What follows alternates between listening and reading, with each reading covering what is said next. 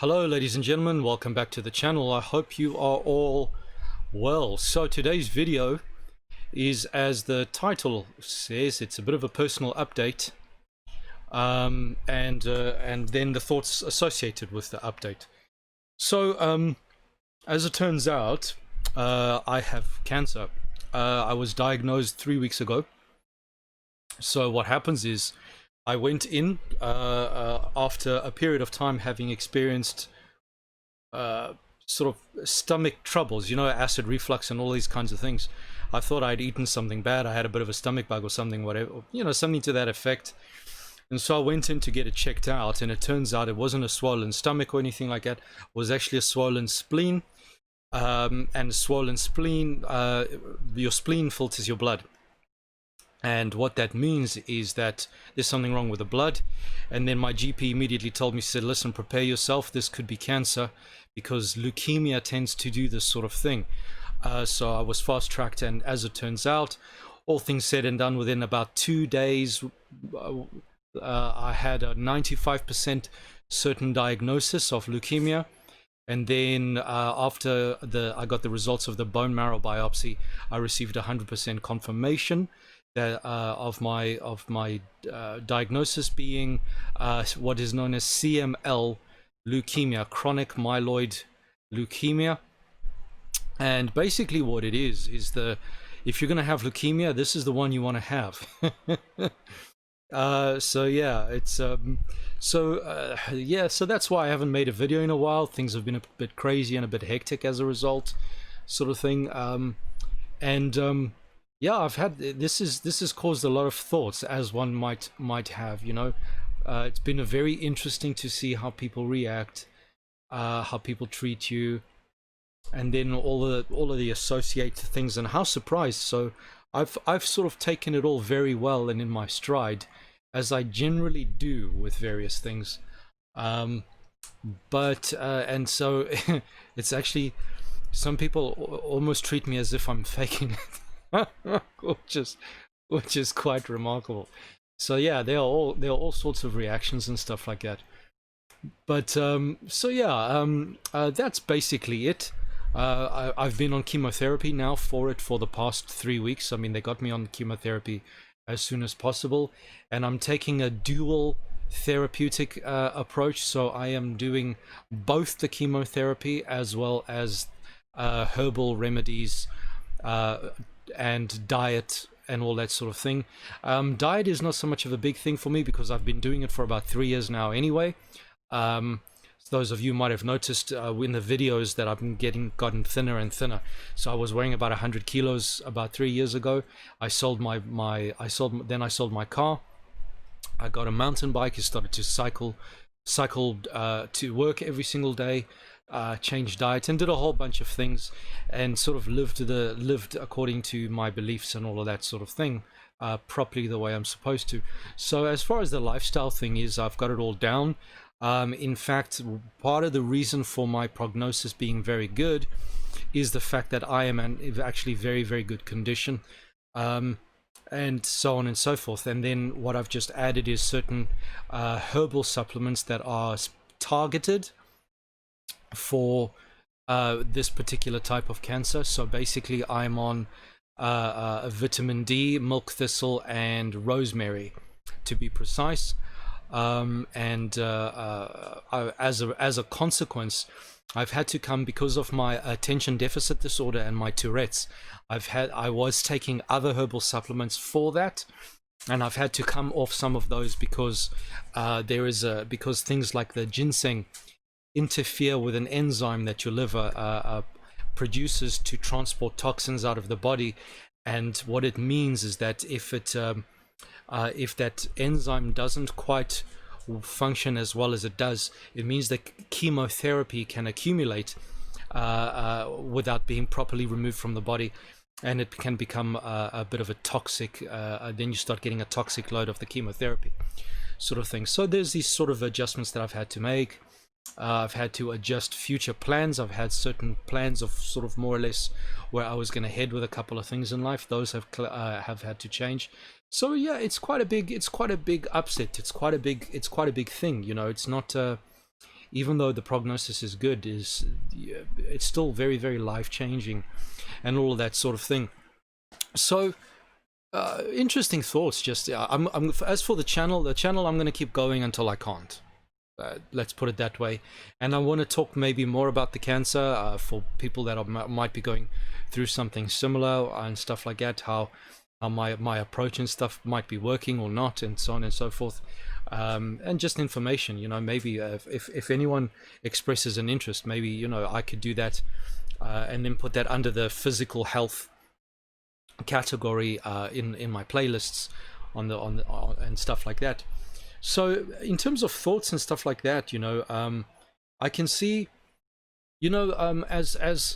as people, as Christians, and people who generally find themselves looking at the world and seeing this victim mentality going on. A lot of people think, wonder, why would someone want to play the victim, right? How would that benefit them? And being, and I've always understood why that was, because there's all the psychological literature that says, and we've talked about it on this channel. But let me tell you now, as someone with cancer, right? And you tell people I've got cancer and stuff like that, the way they treat you is the way people treat you is profoundly different. And at least until they get used to it and used to you and stuff like that. So for example, there was one of my colleagues at work. I mean, he's a sweet guy. He's not doing, he's a really nice guy, and he's really showed a lot of concern. It seems to have affected him quite a lot, because it really did come out of the blue, because I'm generally quite bulletproof. I don't really get sick and stuff like that. But he's sort of like, doesn't want to let me pick things up, and wants to do things for me and stuff like that. And so being in this situation has really showed me on a more experiential level how if I was should I say still highly psychopathic and highly narcissistic and stuff like that, how easy it is to take advantage of people's good natures, right? And that is essentially what you do find a lot in the world, when people, how can you accuse people of playing the victim, like they get, but it really is the case. You could, if you're a narcissist, and you can really see why narcissists would do that, why they would play the victim and stuff like that, because you can get away, you can get away with murder. People will do all sorts of things for you, rather than let you do things for yourself. And then that's also one of the detriments, is you need to continue living your life as normal, sort of thing. And a lot of people are quite happy to allow you not to do so, if you so chose. If you're one of those people that sort of collapses and sort of sinks into a hole, a lot of people think it is harsh to pull you out of that and said, listen, you need to crack on with life, because you can't just climb into a hole until, sort of thing. You gotta. So I've continued cycling to work. I've continued. I did take some time off work, but that was because I was basically forced to. My wife and my HR manager at work, these two ladies, they were like, for at least a week, you're gonna sit at home. And by the end of the week, I was bored to tears. It was about a week and a half that I was at home. Just it was necessary, because there was a lot of things I needed to sort out. Is backwards and forwards to the hospital all the time, blood tests and this and that and the next thing. But so it was helpful, but at the same time, I was just bored out of my mind, so I'm actually really grateful to be back at work now, and sort of get back into the routine of things and stuff like that. And that's such an important thing for person's mental health and stuff like that. And it's something, again, that I've mentioned on the channel. Routine and cracking on with life and stuff like that is very, very good. You need that structure and stuff like that for people's mental health, especially if you're the type of person that's generally somewhat disordered.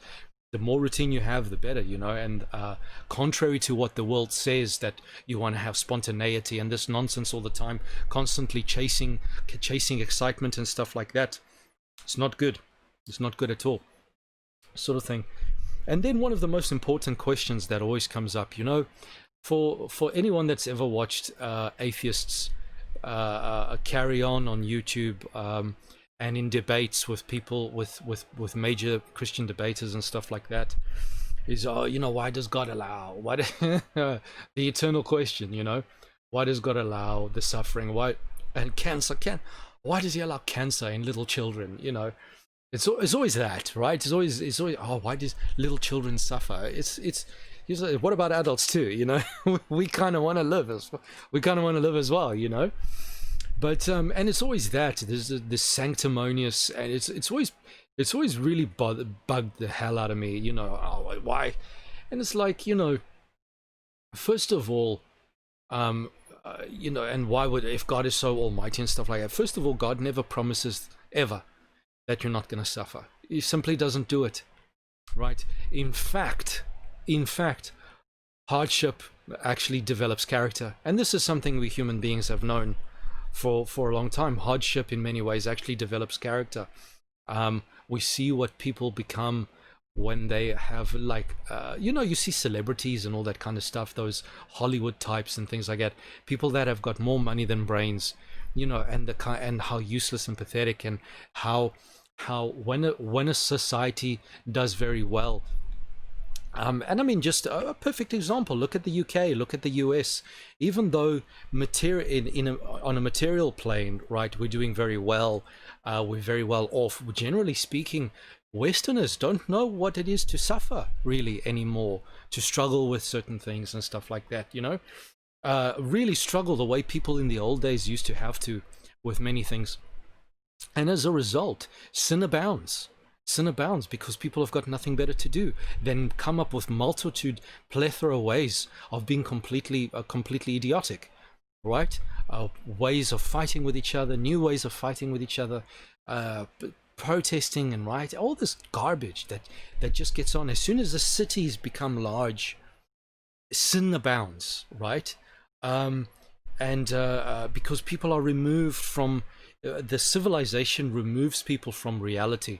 We become very narcissistic when we're not exposed to reality and things like that. And that's what we see in the world, isn't it? Proliferation of narcissism and various types of personality disorders and stuff like that, where people just completely detached from reality entirely, the way they carry on with certain things. But then if you go to like a third world country, I've lived in third world countries and stuff like that, you see, where people are confronted with a lot more harsh realities of life. They're very, very, very different people, right? They're a lot more down to earth, and in general, Westerners or first world people just look like complete idiots, like like a bunch of crying babies all the time, to people from these countries and stuff like that. So suffering, God never promises that we will never suffer. He never promises such a thing. And then in many ways, hardship actually, it does build character and all of that kind of thing. And also, so why does God allow it? I mean,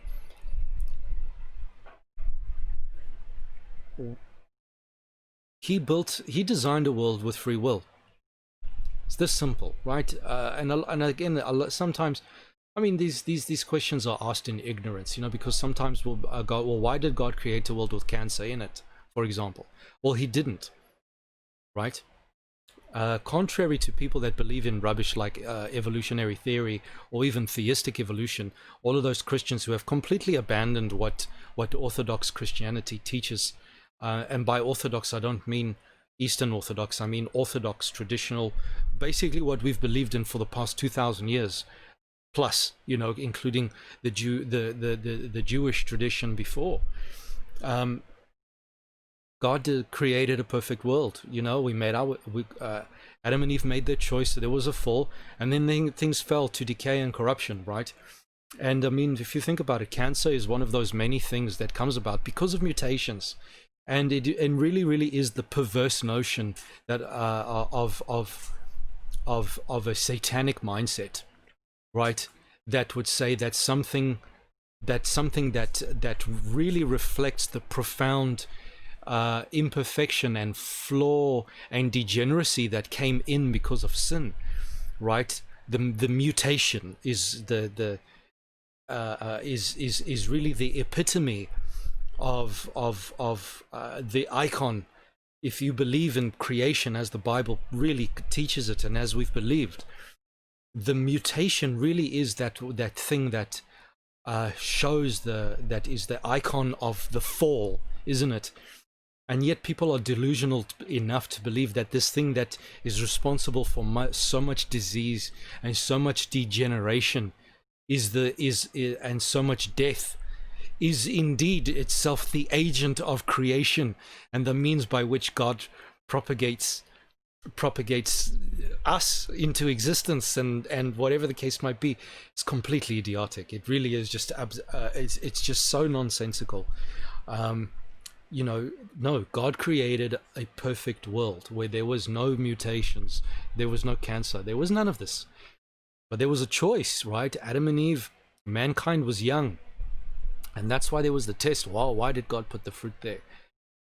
Mankind was young. He needed his goodness needed to be tested, because you put someone in a situation where they're comfortable, right? You put someone in a situation where they're comfortable, where there's nothing to they've all their needs are met, etc., etc., etc., right?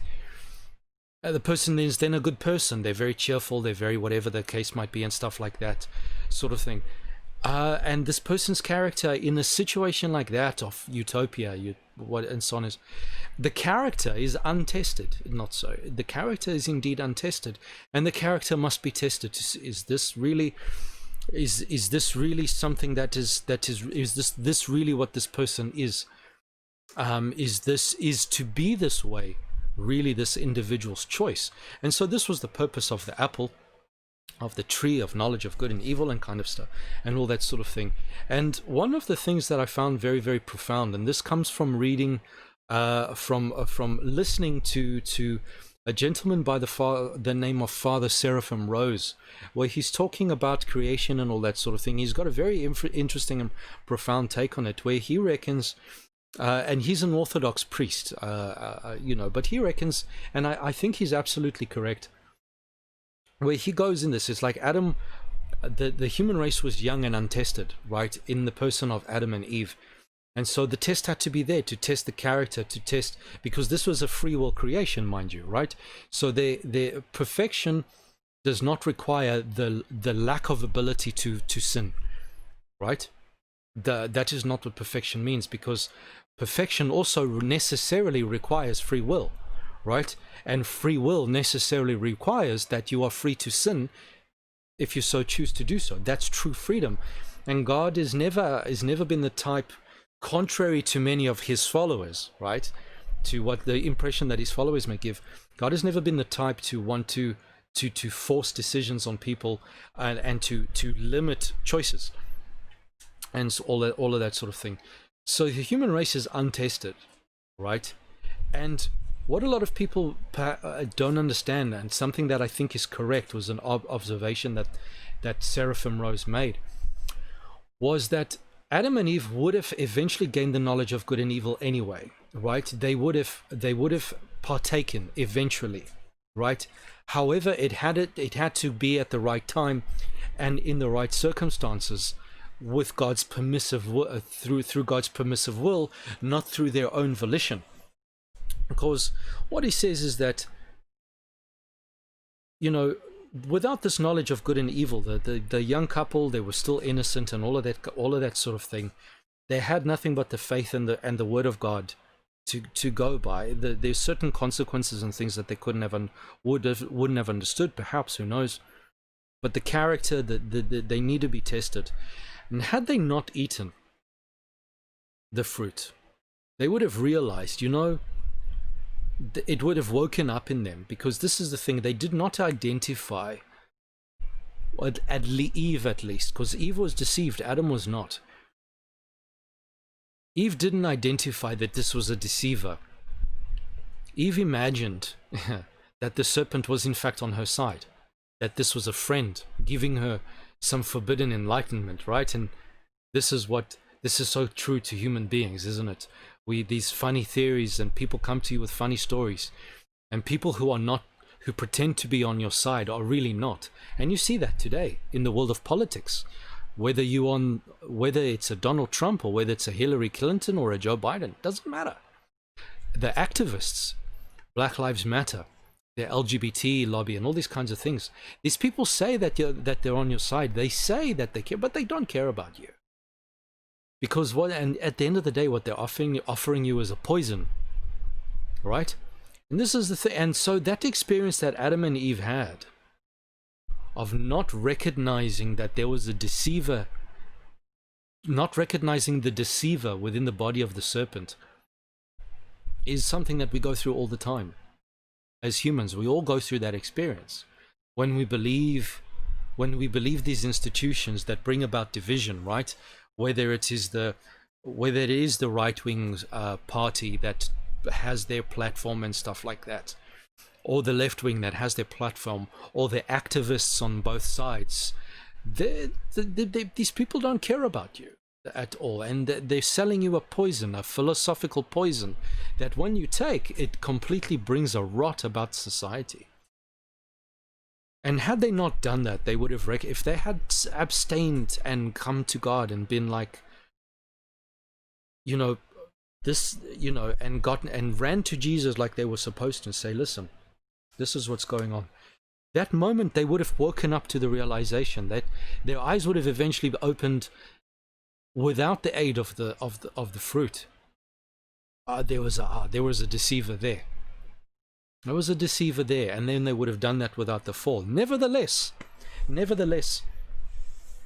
they chose the path of tasting, right? They chose the path of gaining the knowledge of good and evil, not just through the mental understanding, the way that God had intended, right? If they had abstained and not tasted, the experience would have woken them up, where it would have seen it was a deceiver here. This is how he went about it. They would have understood. They would have understood and eventually perceived that. Instead, they chose to taste. They chose the path of tasting. And as a result, every single human being from that point on has had his own experience, and you choose, right? I will either taste or I will not, right? I will either learn through tasting or I will learn through abstinence, right? And we can learn not just through the abstinence, because now there's people, we can even learn from the tasting of others, right? Not we go taste, I'm not talking about cannibalism. No. We can even learn through the experience of others, because other people choose to taste, and we see this is not right. And this is where we find ourselves these days, ladies and gentlemen. We are beset with diseases and conflicts and all these kinds of things. Why? Because we choose to taste what we're not supposed to taste all the time, right? And this goes from the metaphorical all the way to the literal. If you think about it, every generation passes mutations onto the next generation, right? And this is one of the things that the Bible talks about. It says the sins of the fathers will carry through to up to the third and the fourth generation. Why? It's because of hereditary, right?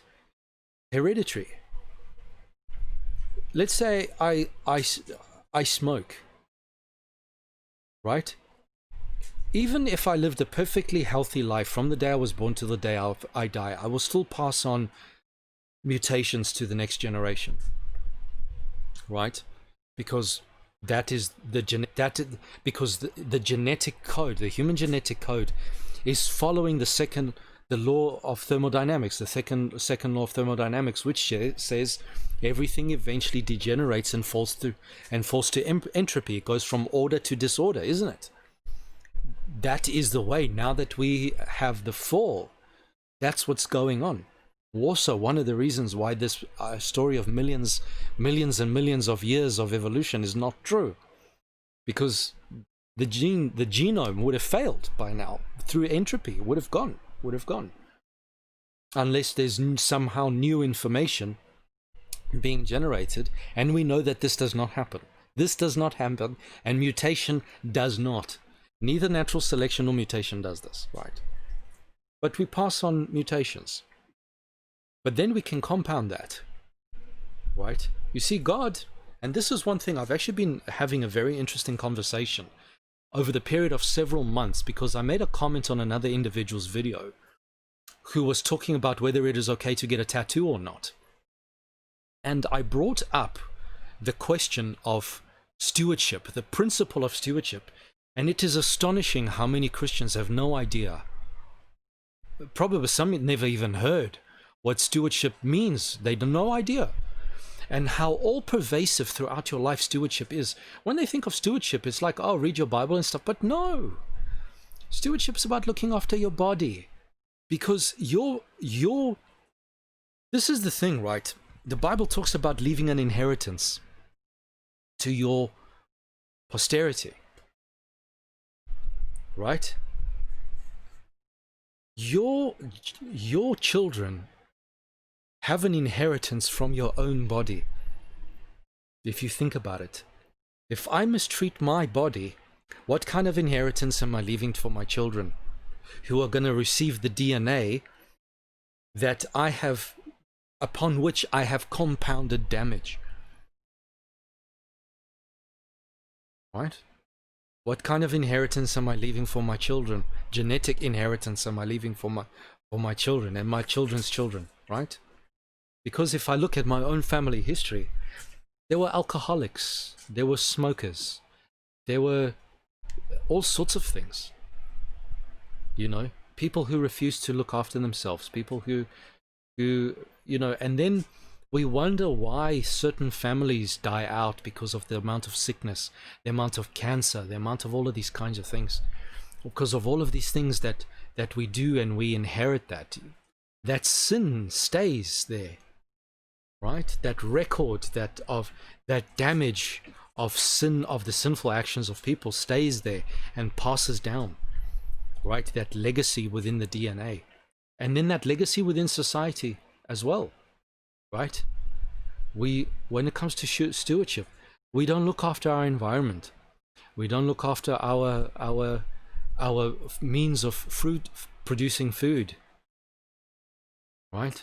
We don't look after the animals that we eat. We mistreat them.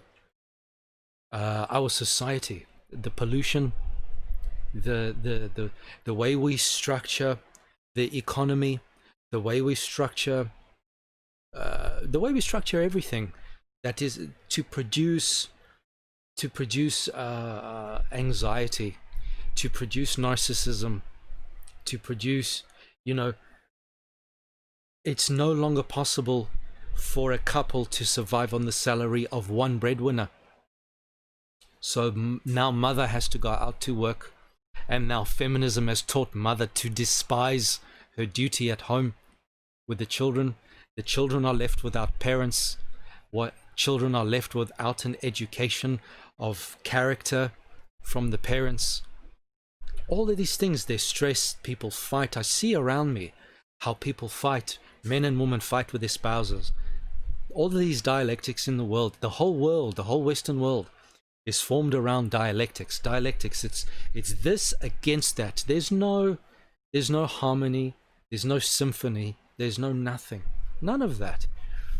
There's no, you know, and even the people who constantly, incessantly are talking about we must live in harmony and we must live in peace and we must, that's all talk. That's all talk, because if you see in practice, all they do is divide. Like the Black Lives Matters sort of thing. It's just been divisive. That's all it's done. It hasn't brought people together. You know, in that zeal, you know, in that zeal for a cause, we become divisive. Most people don't realize, I mean, if you look at the life of Jesus, Jesus never attempted civil reform. Never, ever, not once did Jesus attempt civil reform.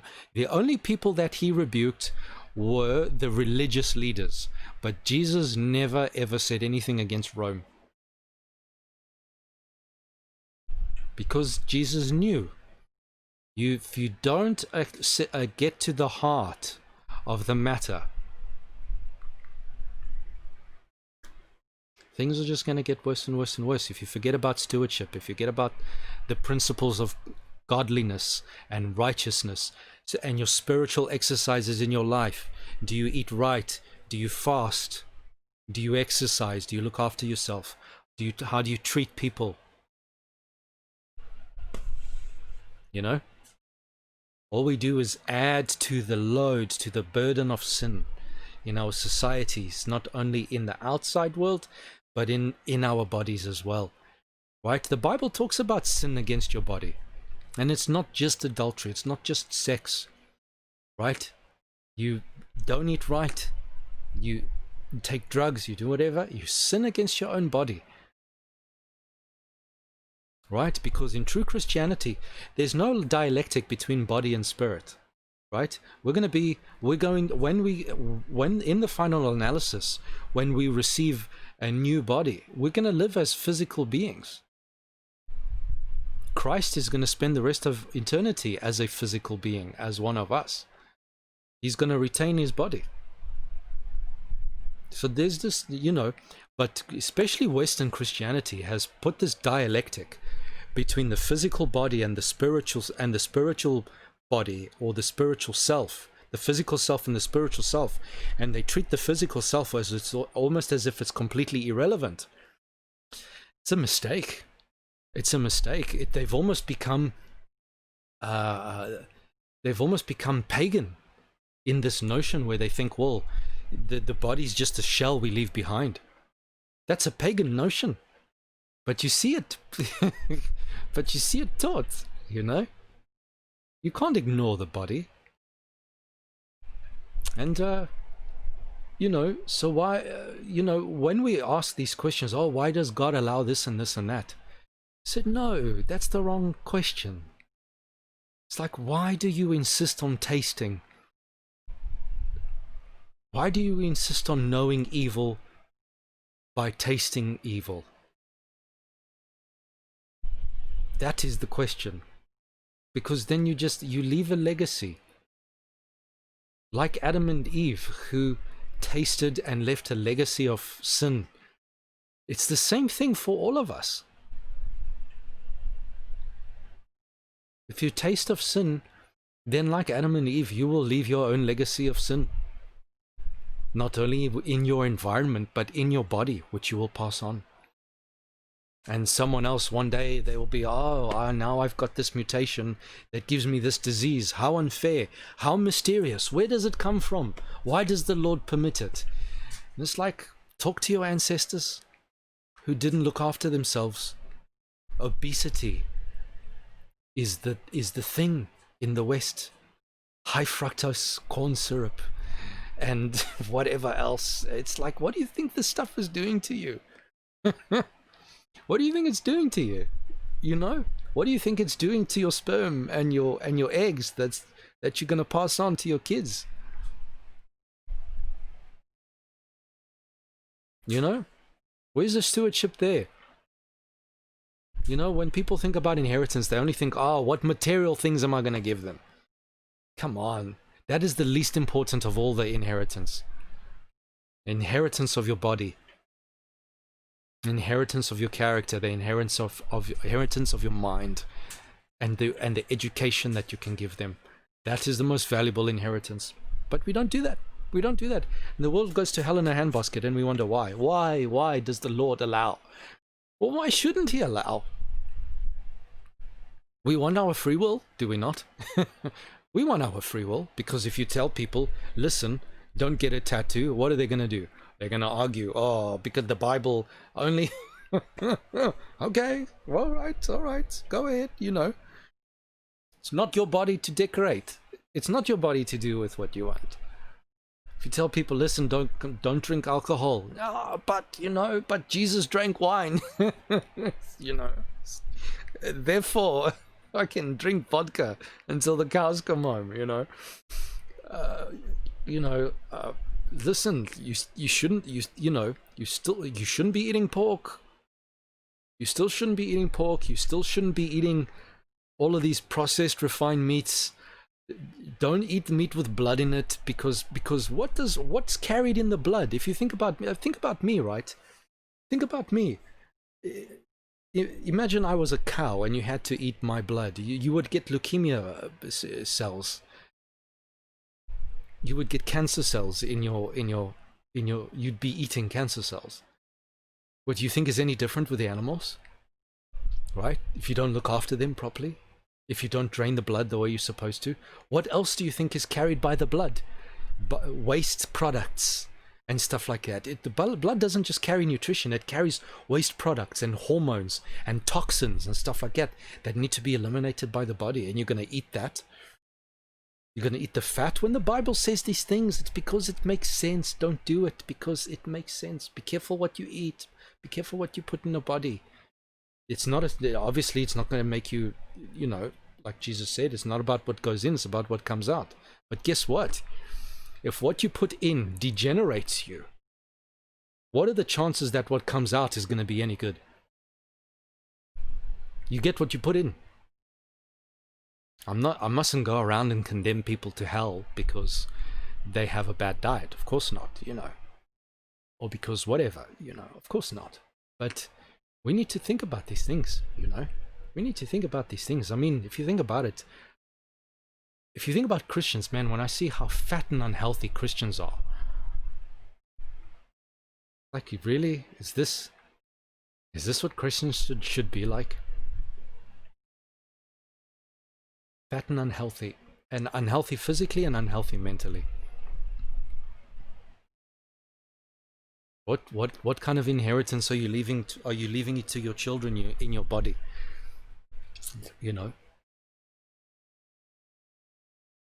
And then you wake up one day and now you receive the hammer blow that is your inheritance from many generations of people who abuse themselves. Unfair? Well, yeah, it's unfair. It's definitely unfair. But you gotta, if it happens to you, face it with dignity. It's not. It doesn't pay to pout and cry about it and carry on and all these kinds of things, because just think about it. Who else died unfairly because of you? Christ did it. So, let it go. Let it go. Think about what Christ did. He took on our inheritance and paid for it, so that we could have a better one, so that we could receive his inheritance, isn't it? So forgive and live your life with dignity. It's up to God. Your life's in his hands. Do what you need to do and crack on. It's going to do you no good. You're going to do you no good. Why me? Why? Well, why not you? Why not you?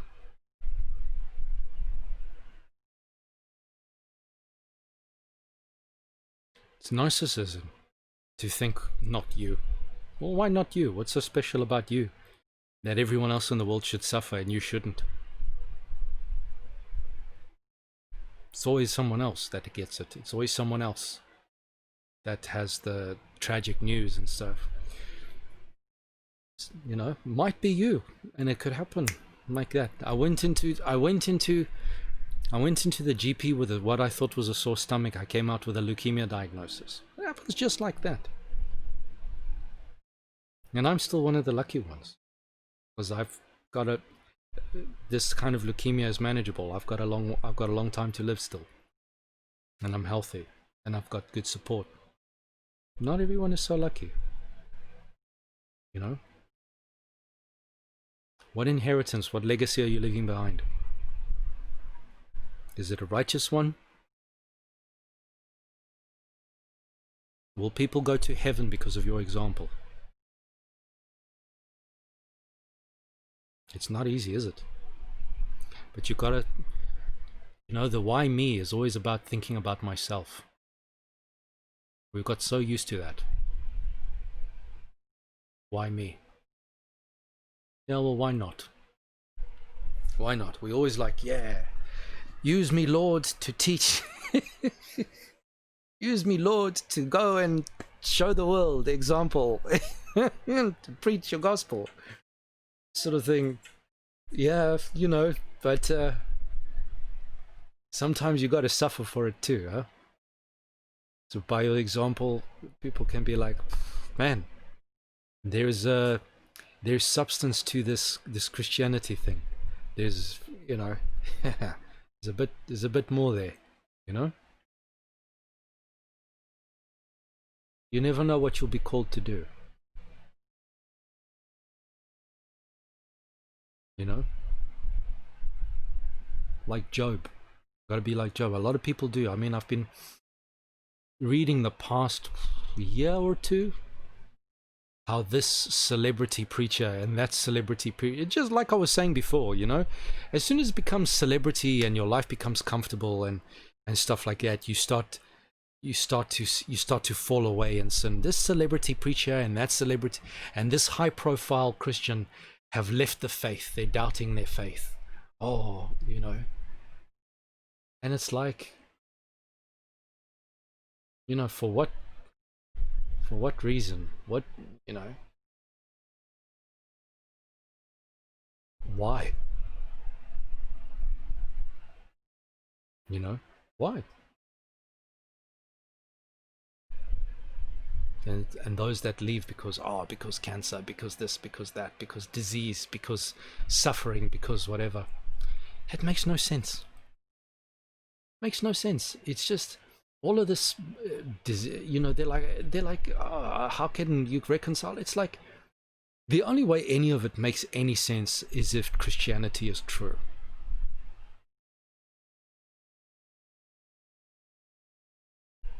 Fits perfectly in what Christianity expects to see.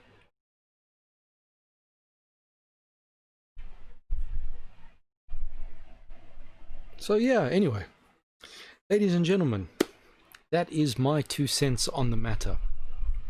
Right? Now I talk from experience, sort of thing.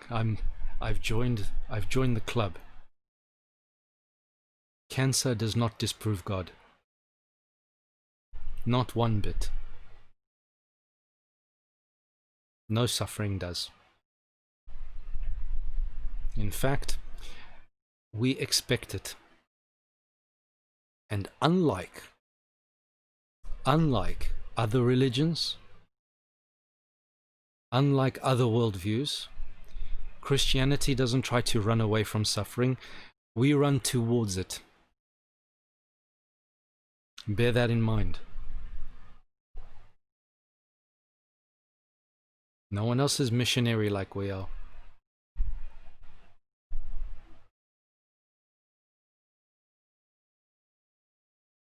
You know?